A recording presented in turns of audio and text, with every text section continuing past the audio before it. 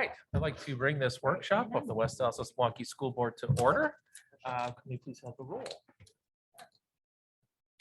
Brendan Burns, Present. Jane Carr, Here. Amy Deal, Here. Heather Justin, She is running a little late. okay. Brian Keller, Here. Kristen Kaiser, here.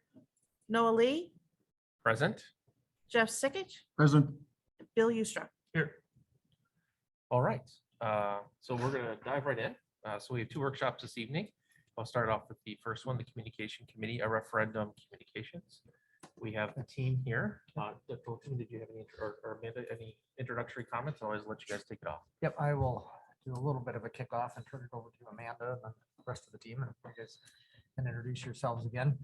And so what we're working through is the plan now to start communicating and tighter messaging around, vote April 5th. So for the portion of the facility master plan that's focused on the high schools. And what the talk is through is really trying to find pretty consistent, tight messages so that we're telling the same story with the same words and the same main topics over and over and over and over and over again, right? And so it'll be through presentations, both in person and virtual. It'll be through video. It'll be through social media. It'll be through a website. But essentially, just it really is a conversation about getting the messages right. And then the other part that Amanda will take us through, so you can just kind of put this in the back of your head as you're thinking and listening and engaging this evening. We're going to ask the question about what are the community groups out there that we need to get in front of, and maybe tap your brains about that. And that'll be a little bit towards the end of the conversation about communications. But we want to kind of grab that so that we can start scheduling those. So with that, I'll turn it over to Amanda. Yeah, perfect. Thank you so much, everyone, for this opportunity to present to all of you. I think that you all know me, but I will allow our friends here to introduce themselves. We have some familiar faces, and Joe here is maybe a new face.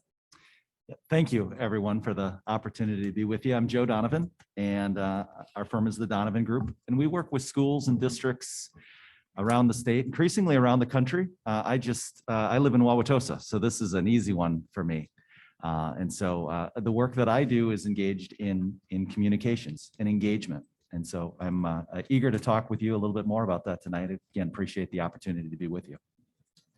Good evening, Matt Wolford with Bray Architects. Good to see all of you again. And Mark Willison with C.D. Schmidt. Awesome. So a little bit about this referendum communications process. So we're obviously looking to engage our entire district community. So that's really important to keep in mind as we go throughout the slides here. Also important to keep in mind that our goal here is not about getting into advocacy. Just a reminder about that. Our goal is to make sure that everyone has the information that they need to make a decision on election day. So in order to do that, we will use a variety of communication methods, and we'll go through some of those tonight. And we will jump right in and get rolling. So this evening, we're going to go through the need, process, and solution, identify key messages, go through our process for developing the web copy and why that was such an important part of this process, the roadmap, looking ahead, talk about social media, community groups, and then have a discussion about our upcoming community information sessions. Here's where I will jump in, group. And one of the things that we have is a challenge is all of you as board members have been working on this for a long time. And my sense is if I stopped you at the grocery store or at the gas station, and if I said, tell me about what's going to be on the ballot, you'd be able to do that because you've been at this for a long time. However, most community members are, even if they've been following along closely, of course, don't have all of the background like you do. And so the challenge is, how do we communicate this in a way that allows people to get up to speed quickly for those where the information is new, but also so that we can continue engaging people who maybe are already engaged but need more information. I often think about this, and Matt and Mark and others are, we work in different projects. They've heard me say this for 15 years now, but I often think about my mom. My mom's 87 years old. And she votes in every election, just like other, people her age, vote. We know that people my mom's age are going to get out and vote. But she hasn't had a child in the school for a long time. And I often think, how would we communicate to my 86-year-old mom if she walked up to you at the grocery store and said, I know you're a board member, tell me about what's going to be on the ballot? And so when we do that, one of the things that we often do is we try to consider all of the things that are happening with the referendum and to chunk it down into pieces or into buckets. And toward that end, we often talk about the need, the process, and the solution.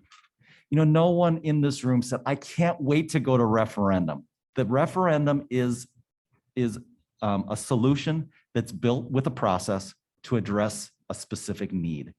And so we start by talking about the need. Here's what we're seeking to address. Then again, I know that you've had an outstanding process where you evaluated the need, you had community members come in, you had a really great, survey. Hundreds, maybe thousands of people participated in this process. That's a great opportunity, again, to talk about, you brought all of these people in, you evaluated the need, and then again, the solution is, will be on the ballot. Keep in mind, Amanda talked about this a little while ago. We can't get into advocacy. We can't say, using district resources, vote yes. We can't campaign for something. That's clearly across the line. The role of the school district and the work that we do is just to make sure that everyone in your school district community in advance of the vote understands the need, understands the process that was used to evaluate the need, and ultimately came up with a solution that's on the ballot. So as we go along, you're going to hear about need, process, and solution. Do you want me to hit this or Yeah, I can. go ahead? So as you are all very much aware, our need comes from 3 facility-related challenges. So while well-maintained, our schools are very old, we have too much square footage, and our current facilities don't support our need for modern learning.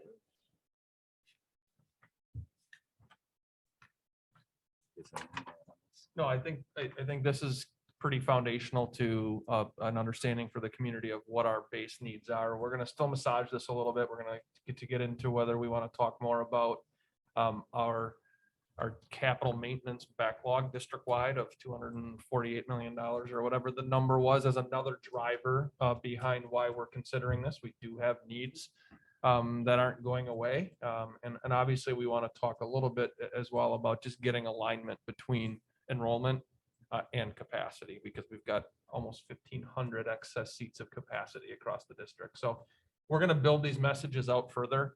But these are kind of the base messages that we plan to start from the need perspective with. So from that need is where these key messages come in, so that we know that not everyone that you encounter or everyone in the community needs to know all of the information about all of these details, but they do need to know enough to make a decision. And some people are going to want more information than others. So we've thought through some key messages that you can see up on the screen that address that need. So why are we pursuing this referendum? What is included? What will this accomplish? What will this cost me? And what happens if it fails? So we're going to dive into those a little bit further, but those are really coming from that need. So why are we pursuing this referendum? Our average building age is over 76 years old. We have declining enrollment, and all of this came from a thorough analysis. So what would be included in that? The merger of our high schools into one comprehensive high school at the Nathan Hale site. So these are kind of addressing those big key messages. And what will this referendum accomplish? It will align our enrollment with the capacity, amplify our educational opportunities for students, and achieve annual operating savings of between 2.5 and 3 million. So what will this cost? If approved, the tax mill rate will increase, and all of the details that you're all familiar with, and the projected tax mill rate would still be less than what it was in 2020. So these messages are really to help break it down so that depending on how much information an individual wants, they can still make an informed decision. So then what happens if it fails? That's a question that we will need to be able to answer. Like what next after all of this? So if the referendum does fail, we still are going to need to address these infrastructure needs. We won't be able to renovate our spaces to align with our modern learning goals. We won't be able to leverage a partnership with MATC. We will continue to struggle to be competitive athletically, and our students will continue to be educated in older facilities compared to our neighboring school districts.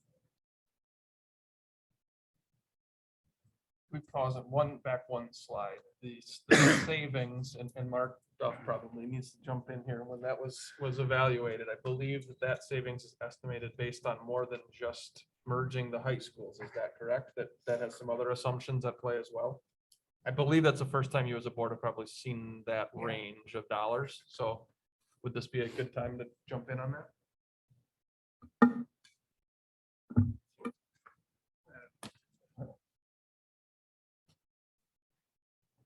So we, a team of us got together and we reviewed the merger of the high schools, what would be the efficiencies related to that. But that also includes additional costs of transportation in addition to efficiencies related to utilities, athletics efficiencies, class makeup efficiencies, and things like that. So it does get into a number of those areas. So It's a pretty important piece, right? Because if you think about why we're doing this, we had originally said in the survey, I think we estimated the savings to be closer to $500,000. I think that was specific to just the high school merger component, because that's what we were really surveying about. But we were also transparent in the survey about the work that FACT did, and FACT's recommendation to, I believe it was close 3 elementary schools, 1 intermediate, and merge the high schools. So I think as a team still have to kind of wrap our heads around what are we messaging? Although the solution, the referendum solution is specific to merging the high schools, are we talking more broadly about this is not just a high school solution, right? We are potentially going to right size a few elementary schools and an intermediate school over time as well. To be transparent, since we did survey that, it's not the first time they will have heard it, most of them. So that's some of the nuance that we're still, I think, trying to work through is exactly how and what we're communicating, because that range of savings is a big deal. And I think it's probably got to be a pretty important part of our message, if you as a board agree, as to why we're doing this. No, I don't. Back to you, or Do we want to do questions as we go? That's fine. Just Yeah. specific to that. Yeah. Could you nail down the cost of what the high school merger would be exactly, and then have 2 different numbers? Because I don't know, putting it all together might give the impression that we're trying to paint a picture, like in an effort of transparency. I think figuring out a tighter number on the high school merger and what that would save us. Yep. This is So ultimately what we're gonna do, but Go ahead, Mark. yeah, so this is the 2.5 to 3 million is the high school oh, savings awesome. minimum, I would say. Awesome. And I wasn't aware of that either, so I apologize good. for the confusion. good. That's really And good. And then other consolidations, we're going to continue to work on that, on what the other ones would be on top of that. Or even better, then you put that, then you put the number you come up with the other stuff in there as well. Right, and it's, it's a much more efficient system of operations. And not only is it more efficient, but it will provide for greater opportunities to have better athletics, better music programs, better, all the academic stuff that we could talk about. It's a win-win as far as being more efficient and offering better services. Just sort of briefly mention, the busing piece has been something that has been brought up quite a bit. Are we gonna talk about that specifically later? Yep. Yes, okay, then I'll hold. We can, I think it'd probably be better if Aaron was around. I think, we made an assumption as to how many additional routes would be needed and a minimum amount of time on the bus. And so Aaron was able to calculate how we can accomplish that. And then this also includes additional activity buses as well So it's not, so this savings offsets those additional costs in order to provide better transportation and not just, school, but also activities. So this is a net, 2.5 to 3 is a net savings. Yes. And then, so it's more than that, but there's additional costs for busing, right? For guaranteeing maximum amount of time on a bus to or from school, for high school specifically. And then there's also additional activity buses, which we don't currently have, which would run at certain times to certain places to allow for more co-curricular participation for those who had issue getting transportation after practices or after rehearsals or whatever. Yeah, so the assumptions that I asked Aaron to develop the transportation model around, the first one was no student, if they were combined now, no student would ride a bus longer than the longest bus rider today. Right, so there won't be any additional time on buses for any kids compared to now. And then twice after school, we would run routes. And really borrowed from my experience in MPS. There was a late bus that ran about an hour 15 minutes after school got out. That was kind of clubs, activities. And then there was the athletic bus that ran usually Route 6. And they got dropped off at the school nearest their house. And once bus drivers get to know the kids a little bit, they know, they're like, oh yeah, you're going there, you're going. And after a few weeks, they kind of get the route in their head. But it did allow, because I was out at Vincent High School, which is way northwest side, and there was, one county bus that ran every now and then out there. So it's a big deal at Vincent High School. There were a lot of buses after school. But it's an important investment to make sure kids can participate. So is that going to be enumerated specifically in the communication, how much the extra busing is going to be, separating out the activity buses from the, basically the additional routes that we have to run for either just period, because now we're busing kids further because the school is further away, or to guarantee that they're only going to be on the bus for between 30 and 35 minutes was the maximum, which is what we have now. So I think that number will be important to some people, both those numbers. And then, making sure we spend some time talking about, the 30, 35 minute figure where that came from. And I think it'd be nice to have included in this is some sort of estimate maybe of how many more students we think might be able to participate. I don't know what information we have, like currently, like kids who can't participate in co-curriculars because they don't have ways of getting home afterwards. And being able to increase that if we offer these buses. And I would like to just say right now, even this referendum would fail, I would like to look into doing that. No, I'm curious from your perspective in the boards, should we specifically talk about the added cost associated with those buses, or do we speak to the busing issue more through the lens of a $2.5 to $3 million annual savings, which assumes the added cost of running buses, et cetera? Option B. So we're kind of putting it in a positive, but we're giving them the clarity that we are adding some expense for activity and athletics busing in the evenings. Yeah, I just think it needs to be clearly enumerated because that was like, of the concerns that I've heard, one of the top ones. Gotcha. is Inequity in busing time, and then also some questions or concerns about being able to have people participate in practices who are going to Central now, who maybe can walk home, who won't be able to do that anymore if the school is on the other end of town. Perfect. We'll That's good. work on getting that into That's the good. main messaging Yeah. as we move forward. Thanks for that. Very helpful. Great. So I'll talk a little bit about the roadmap. And so when, a couple of things, as we're going about doing the work to engage the community in advance of the April referendum, right? We're focused on honesty, telling the truth, providing as much information as we can, being transparent. We talked a little bit about anticipating some questions that we're going to have. But one of the things that we have to know is that, our work is cut out for us as it relates to connecting with people in ways that we didn't have to think about a long time ago. When I was a kid, everyone got the local newspaper. And if you wanted people to know what was happening, you put it in the newspaper, and 85% of the community got the newspaper and got the message. I talked before about my 87-year-old mom. She still has the newspaper delivered to her home. But let me tell you about my 27-year-old nephew, who again, really engaged. He and his wife just bought a house in the community where they live and gets his news in an entirely different way, right? And so the point is that as we're putting this information out, we can't just put it out one way and say, I hope everyone gets the message. We have to really hustle.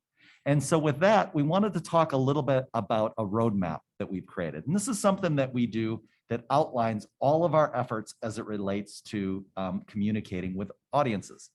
And so with that in mind, as Amanda does this, we'll go kind of quickly at this at a high level, but it starts by outlining our stakeholder groups. I always say, if you say we're going to communicate with everyone, that really means you're going to communicate with no one. We really want to say, here are our stakeholder groups, because going back to my examples, we need to have a plan to communicate with people like my mom. We also need to have ways to communicate with my nephew. So we start out by outlining some stakeholders in the community. We continue in this document and we outline some messages. And these messages really follow along with the needs, process, and solution engagement that I was talking about before. And as we go down, you can see that it follows that exact, those exact buckets. Now here, and this is really going to test my eyesight here. There you go, thanks. This is a communications calendar. And so it's important, board members, for you to know that we get together on the phone. There's a lot of work being done right now. And we go through and we've created this document that outlines what's going to be done, when it's going to be done by, and then we have some other documents about who's going to do it. I'm going to talk to you about the web content in a second, because that's a really important piece of this. But you're going to see on this document, the board workshop. We're going to communicate with email and on an ongoing basis with parents, guardians, staff. But we're going to do things like guest columns and parent letters, staff letters. We're going to reach out to office holders. We're going to use direct mail. And this is something that comes up a lot. I will tell you, I've been doing this for a long time, board members. There's a place to use the US mail still. That's how my mom gets news, the newspaper and receiving direct mail.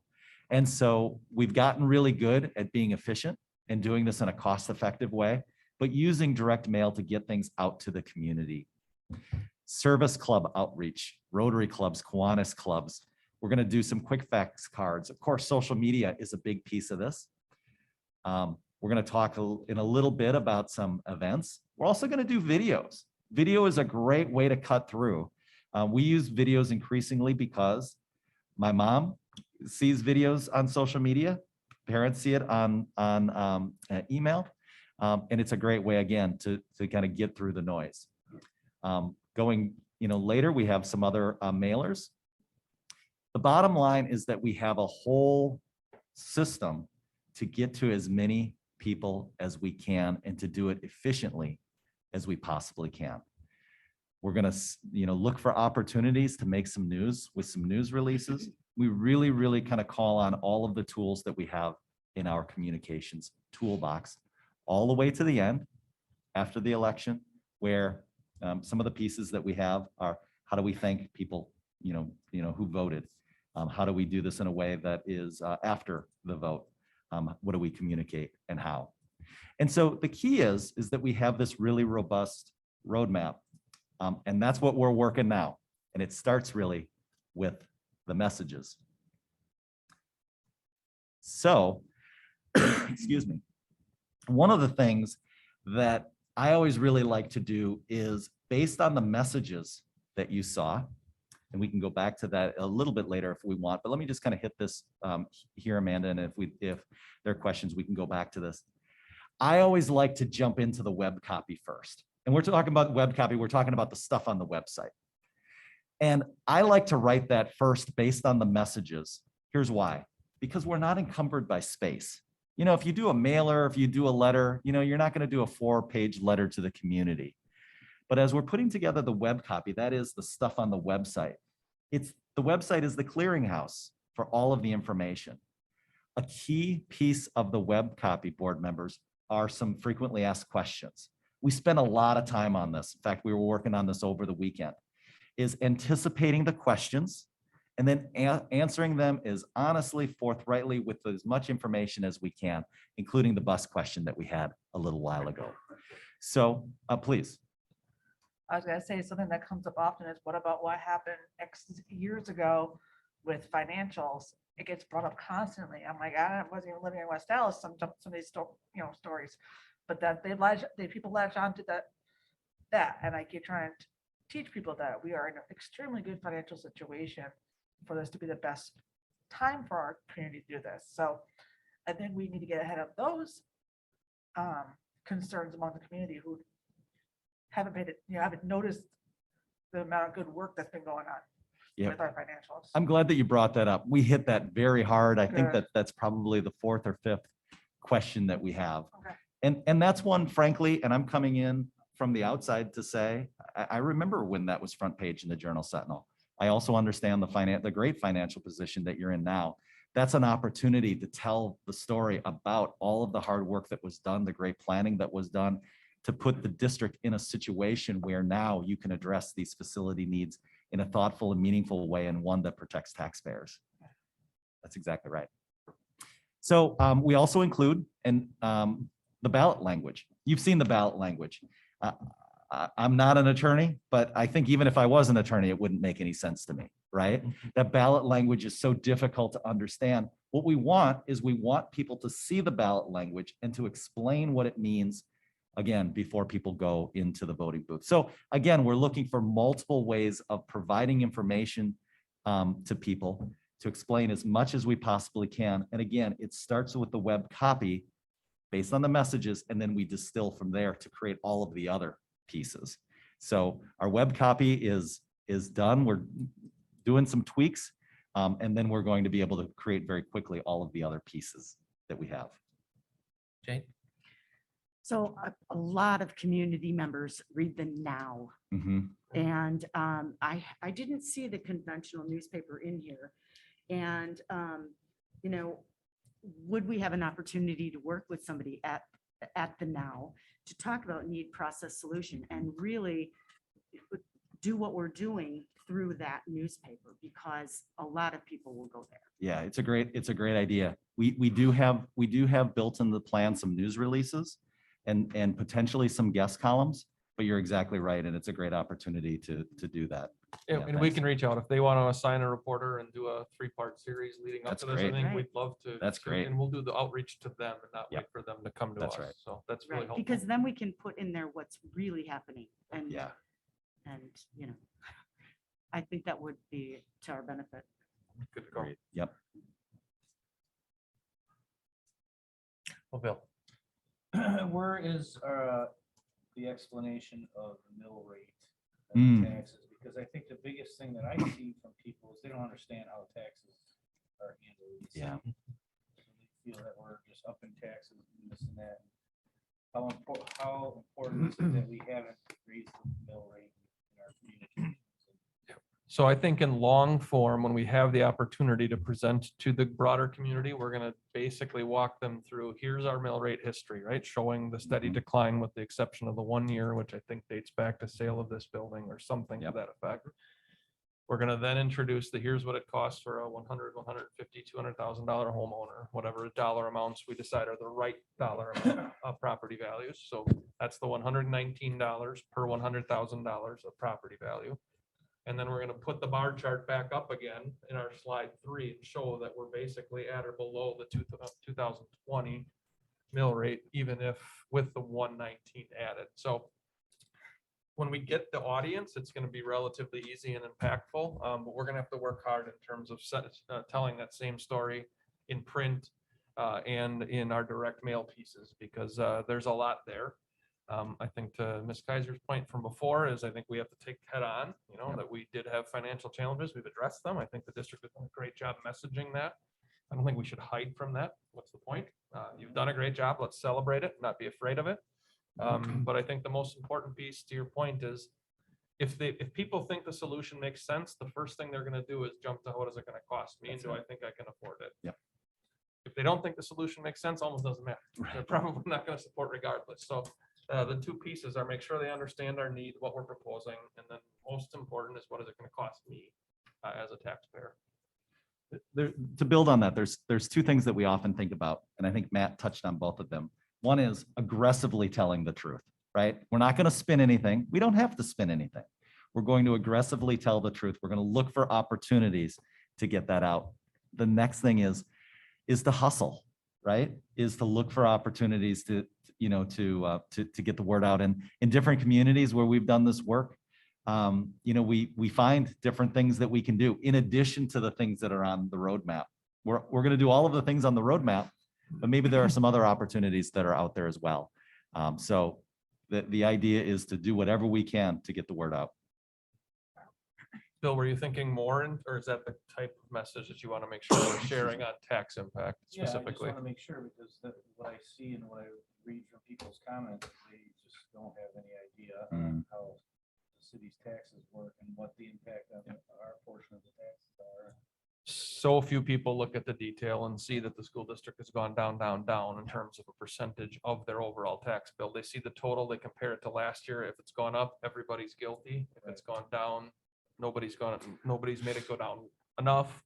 So it's a bit of a no-win situation, but I do think telling the story and showing the significant decline, again, the exception of that one unique year, is an important piece of our message, if you as a board agree, and we will share that a great deal as we go through this. Kristen? do you have a question? I was just gonna say, are we able to do, like, if I wanted to put out there and say, hey, I'm gonna do coffee at 9 o'clock at Starbucks.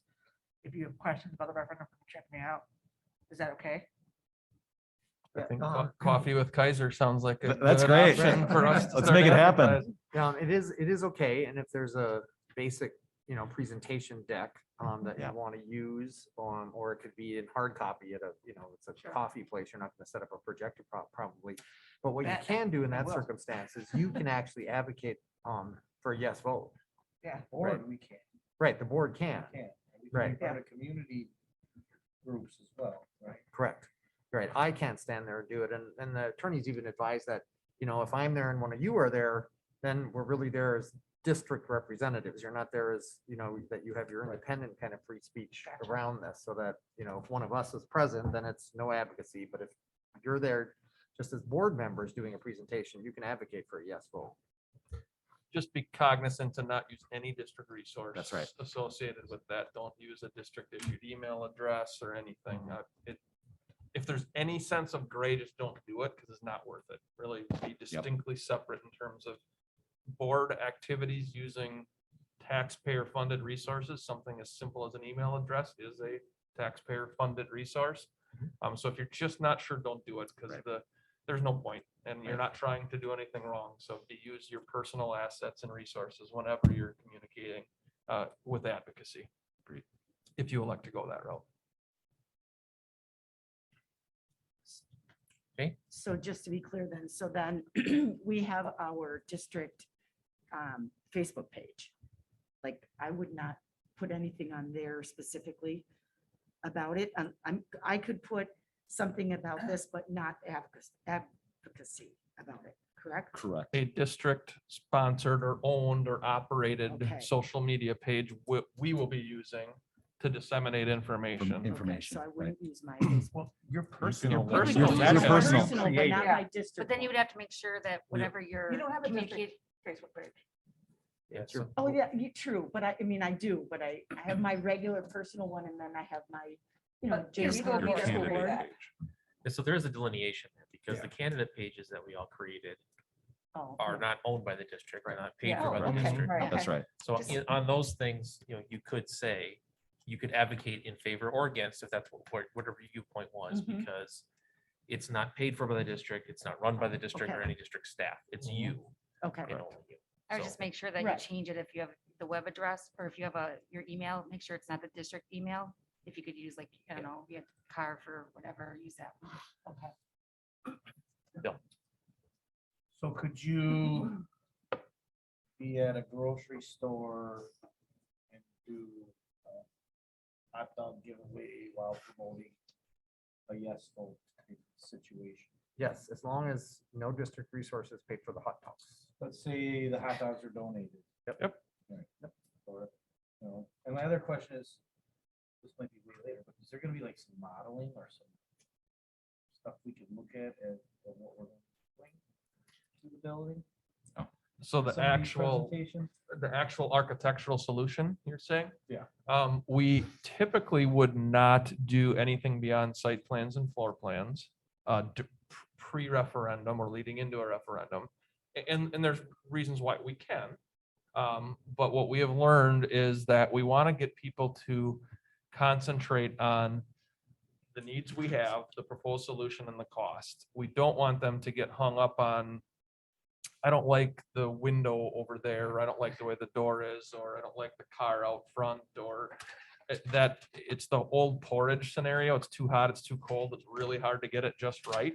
And we don't want people formulating an opinion for or against because they don't like the rendering or the image that's put up, because Could we use like these? Yep, Yes. those will definitely be used if people have questions and we want to show other completed projects, to say, here's what a 3-station field house looks like, or here's what an auditorium looks like. I think that's okay because it's just precedent images of other projects, but playing the game of giving them kind of an aesthetic perspective of what it could be, we've generally found that it's too hot or too cold, and we don't want to make it about that. And Matt, isn't it true that if this were to pass, there's a robust process to do all of the design work, right? So Absolutely. that correct. comes after this. Yep, there's a year plus of that, and we would, I think, as part of this process, commit to continue Yeah. engaging and communicating with the community as after a referendum is passed, as Joe noted earlier as well. And I asked that same question, but way earlier in the process, because I wanted the fancy drawings and the nice shiny, glass front and all that. I wanted to see the nice pictures. I think that's another reason that you don't do that is because then some people look at it and go, oh, you're building Taj Mahal. I'm not voting for that. Right? So that just needs to come later in the process. I feel like when Brown Deer was going for the referendum or something, like I saw something like that, or I don't know, maybe it didn't. Yeah, Field we house have or done something. it. In Minnesota, it's common to do it. In Minnesota, they always have renderings and images, and so for whatever reason, in Minnesota, that's the norm. Here, it kind of has been. But I Let's yeah, I not get it. distract from the basics of, do we think this is a good idea? And do we agree with it? All the other details will come. And again, it ties to the needs message. There's a need to do what you're doing. Again, you have a robust process and it's a solution. And again, how you execute that solution, you'll have a robust process, once this passes. Makes a lot of sense. Good questions, though. Please good keep stuff. asking.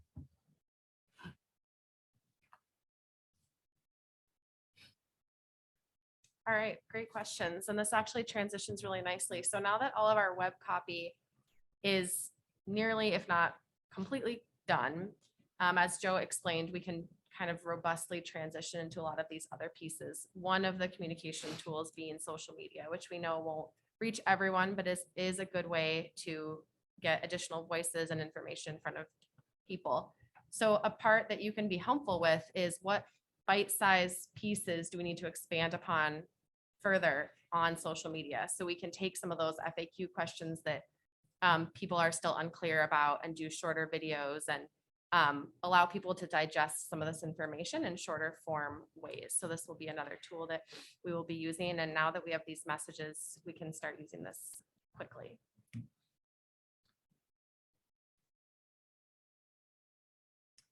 Community groups. So we talked a little bit before about community groups and outreach. And you heard me say that we need the hustle, right? And so we are working very hard to put these things together.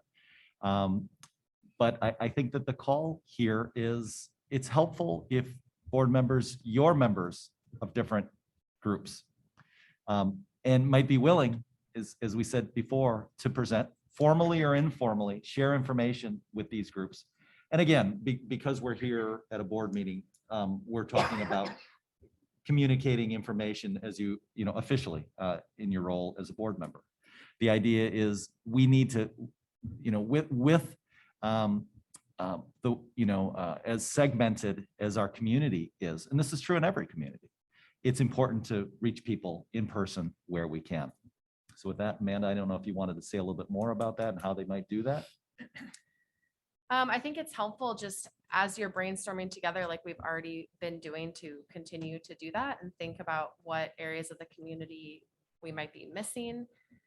We are going to coordinate some community information sessions as well, but some people don't find this format to be as inviting. We will offer virtual and in person as another way for people to kind of digest all of this information and be as informed as possible.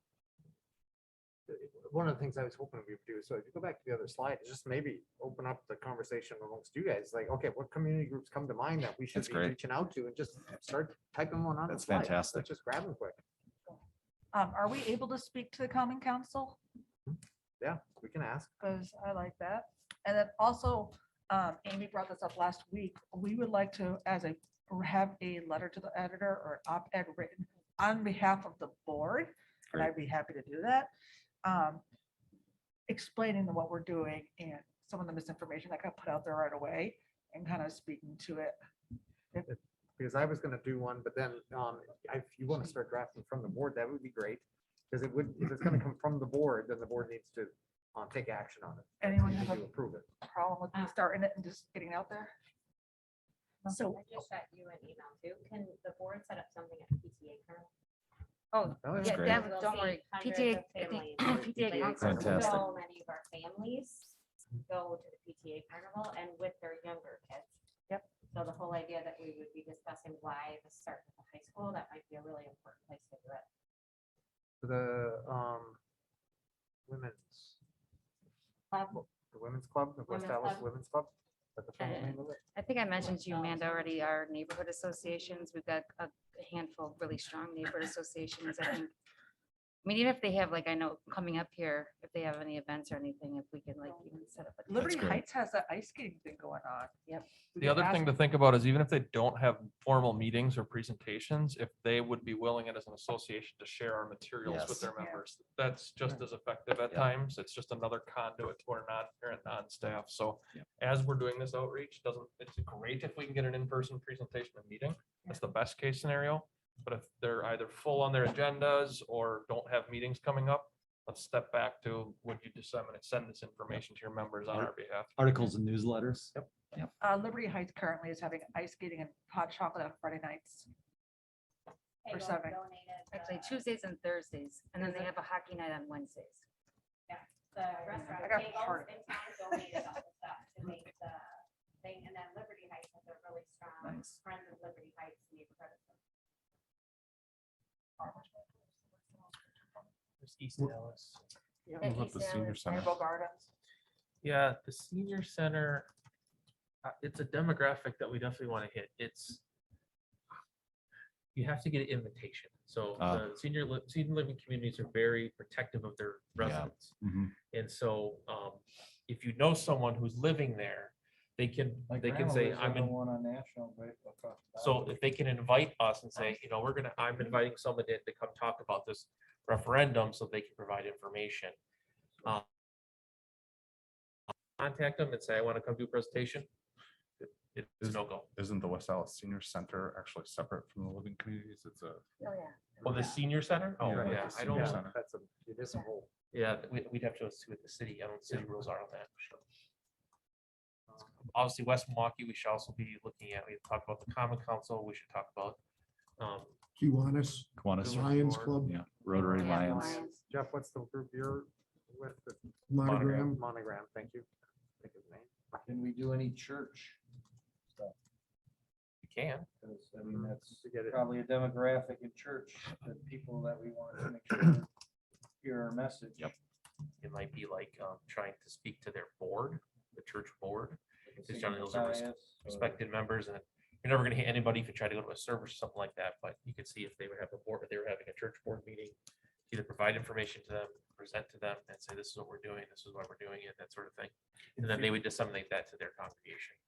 Can we form a committee to get together and plan some of these board events and how, because A board committee?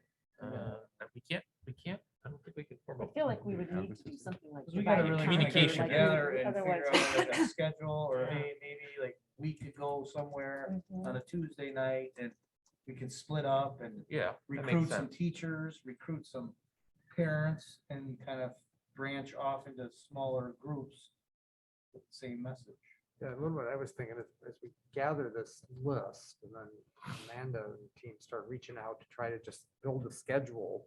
And then we come back like, okay, who can pick up this one? Who can pick up this? one? And if there's other people you want to invite along with, go ahead. Because the structure is going to be different too. Some will say formal presentation, you have 15 minutes to present or 20. Others will say, some religious institutions will say, we won't disseminate information, but if you want to stay after, we'll make an announcement at the end of service that representatives from the district are in the fellowship hall and we'll answer questions.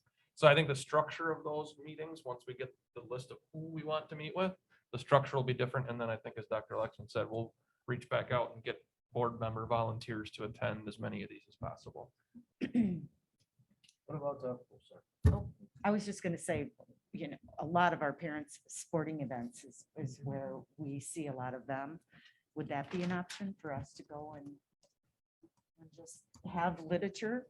I mean, you could have, even if you go to Hale on any night when they have, games going on, gymnastics, whatever, even Central, you can just sit there and have information available. We'll also be producing a large board. I don't know if you remember a couple of the meetings we had where we had those boards. We're going to do some informational boards for those too. It's kind of a synthesis of all the key points and messages onto one place. So it's a good backdrop for you at those meetings.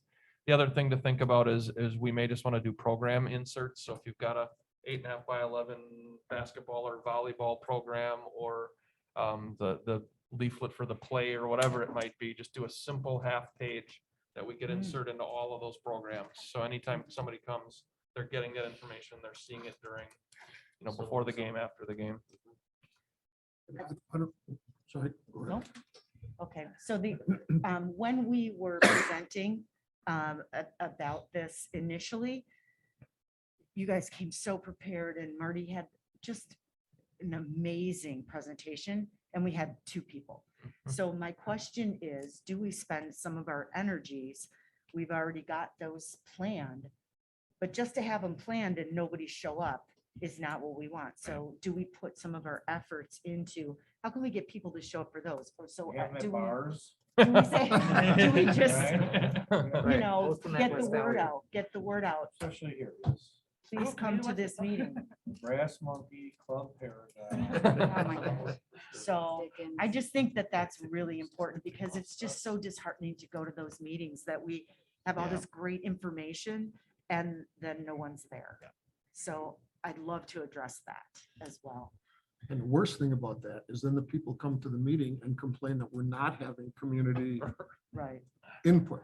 Yeah. But we are, but they're not showing up. right. So how do we? address that? Historically, a very good sign is that people don't show up. If they're incensed and they're angry and they're upset, they're going to show up. So when we do these referendum specific listening sessions, if we do have minimal attendance, yes, it's a lot of effort to host them, but it is a sign generally Interesting. that community members either get it, they have their questions answered, we've done a good job communicating, or they've made their mind up one way or another. But I don't know, historically, I remember you and I have been to 50 of these together, and generally when we have limited turnout, it tends to be a sign of a positive outcome. Okay. But it is we would be lying if we didn't say it's a hustle. You have to do it. I mean, You have to it offer really to is, that you show up and if you have 3 people there, but the good news is that's 3 people. Were we doing yard signs and such, or is that not a possibility? Typically the school district doesn't do yard signs only because they can be expensive. Sure. That usually is an advocacy group Gotcha. that would go out and do that. And that's pretty common for an advocacy group to do that. Somebody like PTA could do Yeah. that, right? Correct. PTAs, if they are 5 Oh, that's right. 3 or whatever the other is, they have to be C4. a little bit careful Yeah, too. that's true. Because some of them also can't advocate. Yeah. Okay. So certain nonprofits also can't advocate. When you were talking about a flyer in like the program at the high school, let's not forget the junior high sports programs. Yep. Because those are the kids that will That's good. really benefit out of the new high school. Good point. Well, as Joe was noting too, that's why we have to get the message right first. And once we've kind of got the makeup of a message that everybody's feeling good about, which I think we're close Yeah. to getting there, it's kind of recrafting that same set of talking points into every different thing you can think of, a board, a flyer, a handout, a mailer, whatever we're gonna dream up. It comes together a lot quicker. This is the hardest part, which is creating, crafting, and refining the message. So again, I think we're really close. We We got a little bit of work to do yet, but all those different parts and pieces that you have thought of and will think of over the next week, jot them down, get them to Dr. Lexman, and we'll continue to develop either a tangible deliverable for you to take to the community, or we'll massage the message based on your thoughts and feedback that you're getting from others. I think like grocery stores, the pick and save on National, between National and Greenfield on 60th, the Green, pick and save on Highway 100, Festival Foods, Rapinas. Everybody goes in the community, goes to the grocery stores. We want to hit people where they're going to be at. What kind of message can we deliver there? What kind of things can we do? Like the Girl Scouts selling cookies, like, you know, how do we sell our idea? You know? So we need to get permission then to do that. Do we need a permit or do we need anything like that? Or do we just? No, each business will make that decision on their own, Ask whether them they're if they can willing set to something display up. or not. You'd ask the manager or whatever. if I they'd can, like to I let can us talk to Rapinas. be there, maybe have a table. I mean, I think the best situation for that, is you do have something that can be taken, because people are going in to go grocery shopping. They may not want to sit and have a 30-minute conversation No, about the referendum. No, But But here's the informational- flyer. A You know, board. if you have more questions, And, You have a you question? can reach out here, or, go there and that sort of thing. Yeah, 10 But we years could have ago- someone yeah. manning that table. Yeah.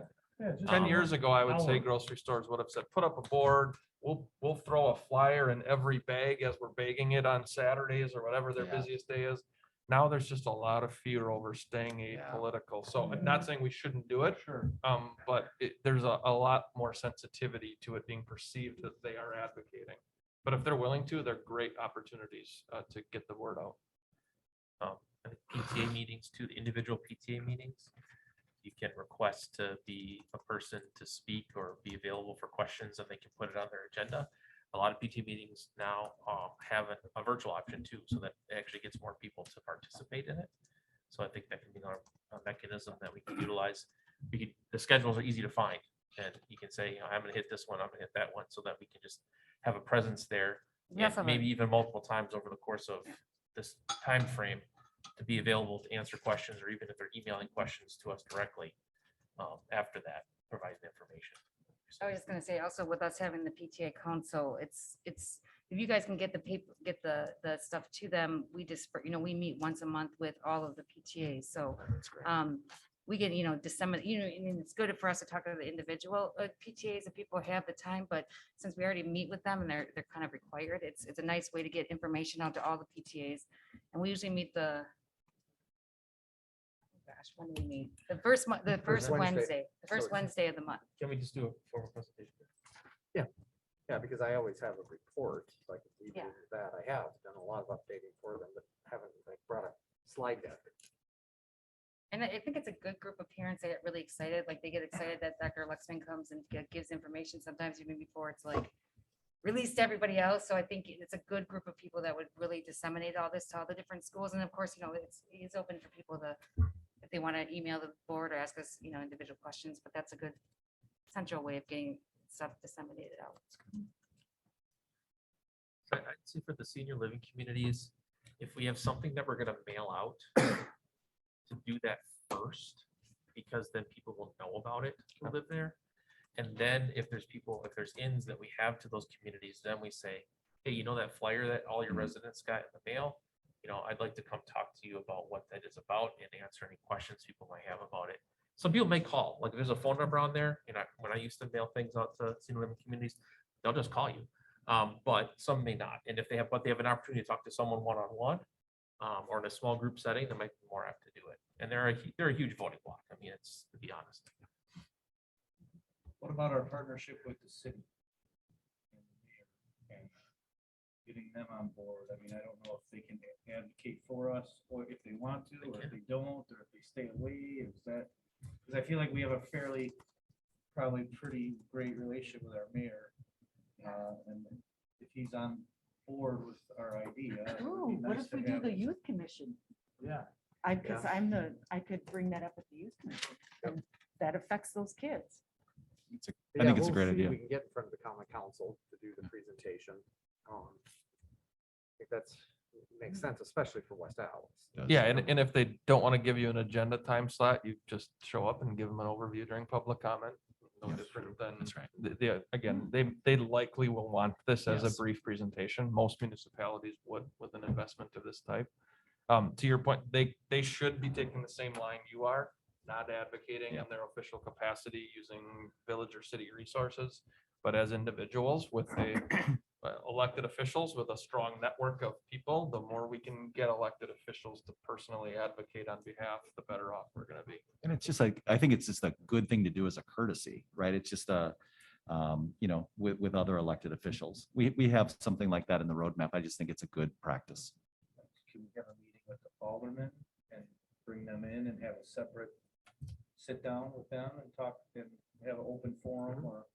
As long as you both publicize it and don't have quorums or do have quorums, and make sure you're both posting the meeting as being a joint meeting of the, city and school district.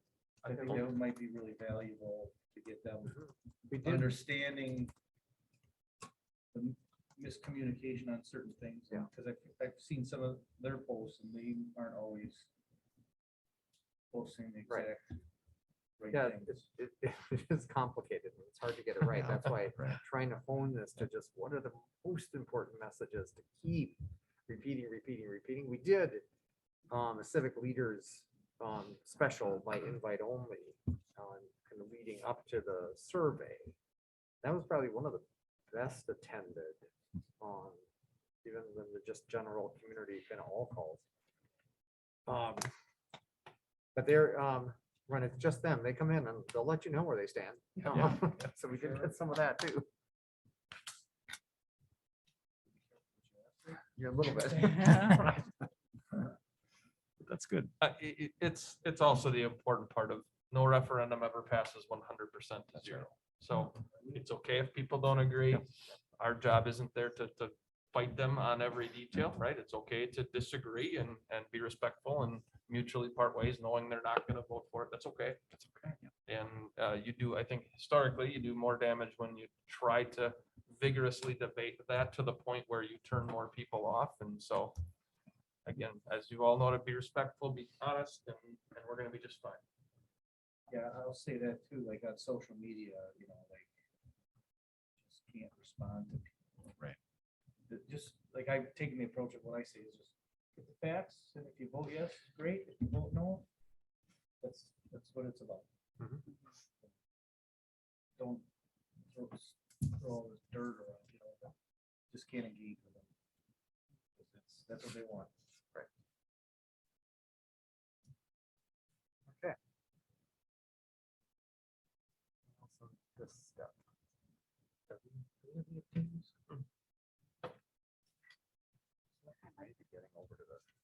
Can you send us a copy of Send a copy. Yep. the presentation?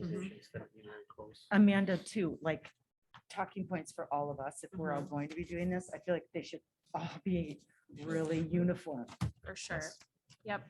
Now that we have this web copy and the key messages, we'll be able to provide you all with shorter slide deck versions, longer ones, talking points, quick fact cards, all of that. Will we have any of this available in like in Spanish? That's a great question. Yes. Okay. Yep. Library presentations. West Dallas Library. I'll hold it on. A lot of people go to That's good. So I got the job. Great. Does anyone else have any other questions? The only other thing I would offer is that every board we have this conversation with, it's absolutely okay if you don't have an answer to somebody's question to Yes. say you don't know. And let us know and we will give you that information or we'll call the individual back. That's much better than not giving the correct answer so again, not that nobody expects you to know every detail. That's right. As much as we want to have every answer, it's if you come and ask me a building code question, I'm not going to give you an answer, but I'm going to call you the next day with the answer. That should generally apply as well. If you know the answer, obviously give them the answer. But if you're not sure, it's better to say, I'm not sure, but I will get you that answer. And if we find that the question is asked again and again, we'll bake it into our web copy. We'll have an FAQ around it. It's something that's on people's minds and we'll address it that way. I just thought of another group too. I'm not involved with them anymore. And they're not as many members as used to be, but the Little League. Oh. They're really trying to throw some good stuff, so. Yeah, so they might be one that we could potentially talk to. Perfect. Good call. Okay.